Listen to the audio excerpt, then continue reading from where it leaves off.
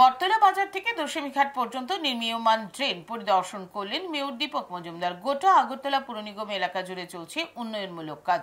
তারই অঙ্গ হিসেবে বটতলা বাজার থেকে দশমীঘাট পর্যন্ত রাস্তার পাশে চলছে ড্রেন নির্মাণের কাজ। শুক্রবার এই নির্মাণ কাজ সরজমিনে ঘুরে দেখেন নিগমের মেয়র দীপক মজুমদার। সাথে ছিলেন কর্পোরেটর তুষারকান্তি ভট্টাচার্য, কর্পোরেটর জাহ্নবী দাস সহ অন্যান্যরা। পুর নিগমের মেয়র দীপক মজুমদার জানান, বটতলা শিববাড়ি থেকে দশমীঘাট পর্যন্ত রাস্তার দুপাশে কভার ড্রেন নির্মাণের কাজ শুরু হয়েছে।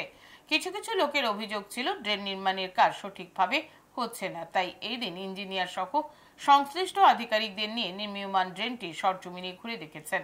সেখানে যেখানে সমস্যা রয়েছে তা সঠিকভাবে করার জন্য বলা হয়েছে।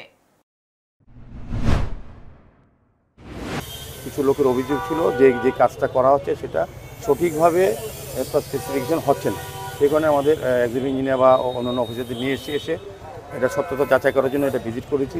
তো আমরাও নির্দেশ দিয়েছি যেখানে কিছু কিছু জায়গায় নিয়ম মতো হয়নি সেগুলো যাতে পুনরায় সুন্দর মতো কাজ করে সেভাবে নির্দেশ দেওয়া হয়েছে।